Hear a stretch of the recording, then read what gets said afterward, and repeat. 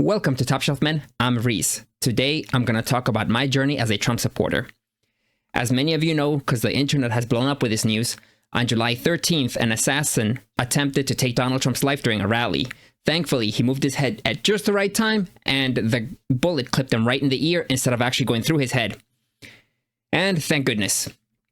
So this has gotten me to want to talk about my journey as a Trump supporter, and how I voted for him the first time, and how my thoughts about him throughout the years. I had known Trump as a real estate and TV guy. I knew that he was popular from that show, The Apprentice. I'd never watched any full seasons, but I did catch an episode here or there as I visited somebody. They had the TV on, an episode was on. So I did catch an episode here or there, but I never followed it closely. I knew that he was in Home Alone 2, but I most fondly knew him from the old British Top Gear show when they had a challenge in New York City. And at the end, I think whoever won the challenge got to meet Trump. And he was kind of like the cherry on top at the end of the episode. So that's what I knew him from. I didn't have any strong feelings about him one way or the other. When 2016 rolled around, it was the choice between him and Hillary Clinton. And at that time, I didn't have any particularly strong feelings about Trump, but I did have some feelings about Hillary Clinton. I knew that she was corrupt. I knew that she was infamous for backroom deals, for basically being a war hawk. And I had joined the army in 2010. So by 2016, I was still in the inactive ready reserves. What that is that regardless as to how long your contract is for the military, you are on the hook from the time you sign up until 8 years after the fact.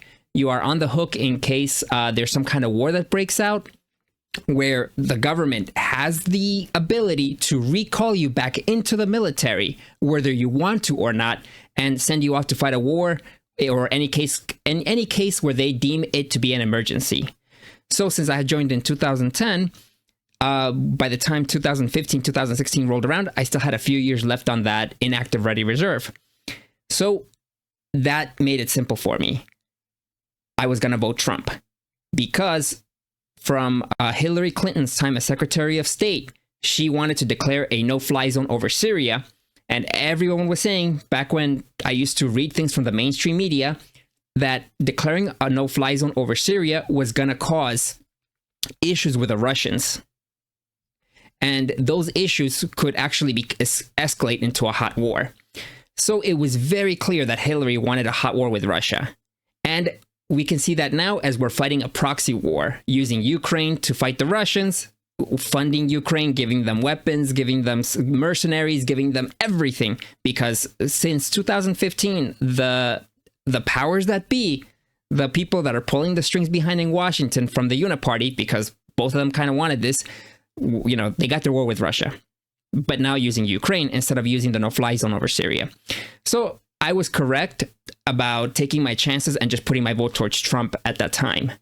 Because during the Trump administration, it actually wound up being very peaceful.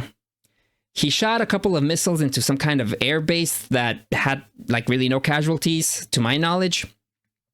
And he had a couple of just him being brash. But in general, the US had experienced a good 4 years of peace.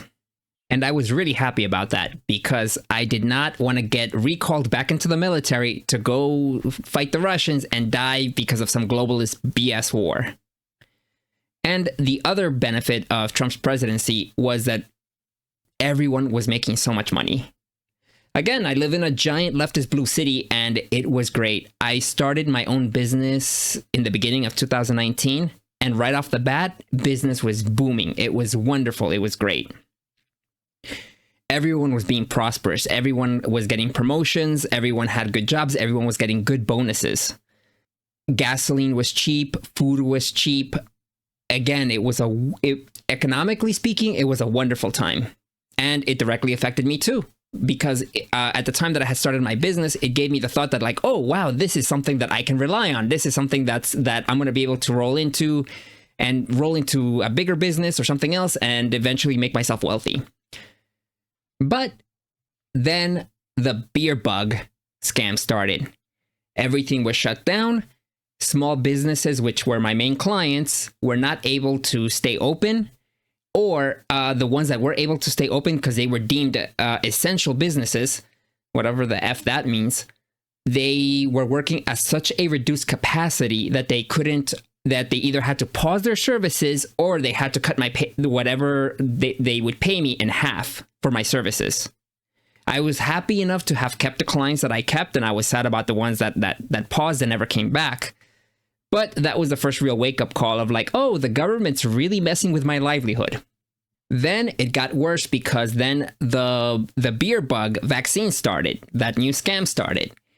And for me, I was dubious about it because, again, having served in the military, when you're in processing before you go into boot camp, they put you in a giant room where they have you snaking with a line up, going up and zigzagging up and down. And they give you a big poster board with the last four numbers of your social security number and colors. And depending on how many stripes of colors you have on your poster board, that is how many shots you're gonna get. Then along the line that was snaking in the room, there were a bunch of medical soldiers, and they had armbands. And if their armband matched the color that you had on your poster board, they would inject you with something. That day, before I went into boot camp, I got injected with 4 shots. To this day, I do not know what they are, but I did notice that there were certain changes in my health after that. So from that experience back in 2010, when I joined the Army before going into boot camp, I already had a distrust of the government. I already had a distrust of like, oh, they're pushing this vaccine thing, huh? Okay. So I was skeptical. Then I had a friend that he was the first one in line to take the shot. He was already retired, but he was in decent health and he wasn't overweight. He was a tall, lanky dude.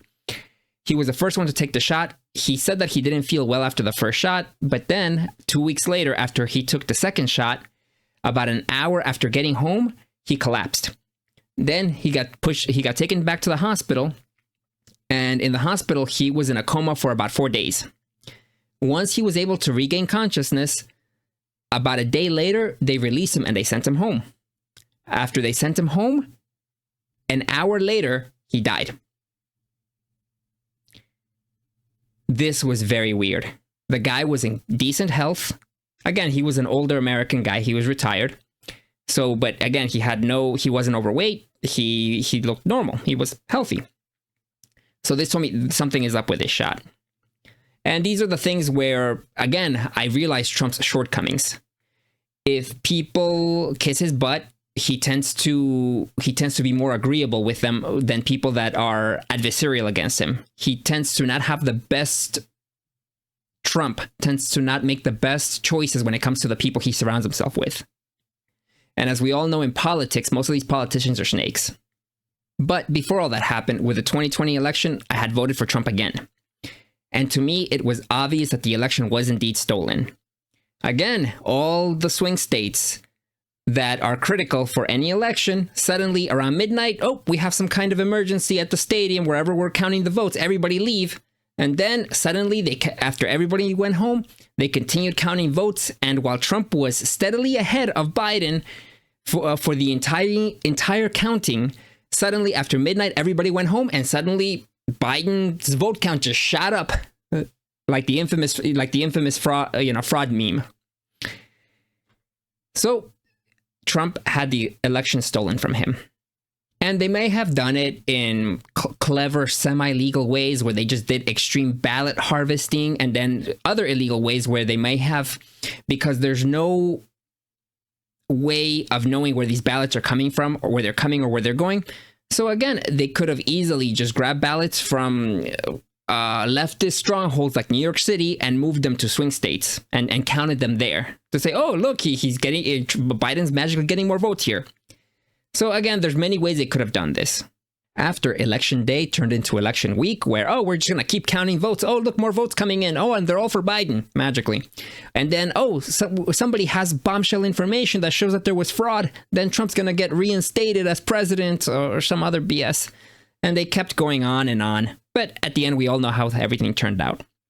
And I can tell you personally, for me, this Biden presidency has been a freaking disaster. The globalists finally got their war with Russia. Using Ukraine as a proxy, they provoked Russia into attacking Ukraine. And then they keep printing money and sending billions and billions of our US dollars into Ukraine, which then go missing because they have no accountability as to where this money's going. And it's allegedly to fight Russia, with not really, it's really a money laundering operation. So the cost of everything in the US has gone through the roof. This has made it harder for people to either start their own businesses or continue their own businesses if their businesses give them low margins. Nobody's making as much money as they used to. Everybody's had to cut back. Everything is ludicrously expensive. I have customers that make millions of dollars a year through their businesses, but they can't afford what they used to be able to afford 4 years ago. It's getting everything has increased in price to the point that it's even getting too expensive for them, even though their companies make millions. And for my smaller customers, a lot of them have given up their small businesses and just gone to work for the private sector. They're tired of all the BS that the governments push and the lack of certainty they have for them to be able to conduct business. So a lot of them just closed up their small businesses and just went to go work for the government because they were talented people. So it was easier for them to just get a government contract job and just move on to that and be a wage slave for the rest of their lives. Again, it's their life, it's their choices. They're not trying to be top shelf men, but that is the demoralization of a society that is no longer producing when people are like, I'm producing something of value for society through my business, and they're like, oh, F it, the government's messing with me too much, I'm just going to go work for them. It's really bad.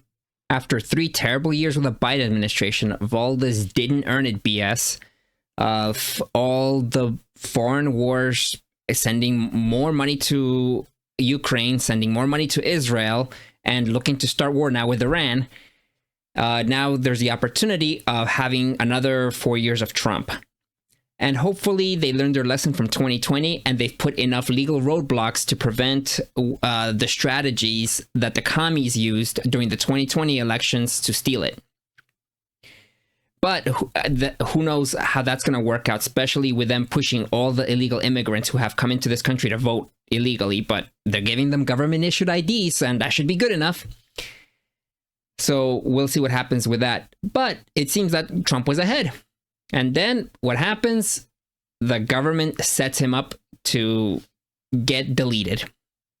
There's plenty of videos here on YouTube that are analyzing all the videos as to what happened during his rally, the shot that barely missed him, that clipped his ear, but if he hadn't moved his head, would have literally gone through his skull.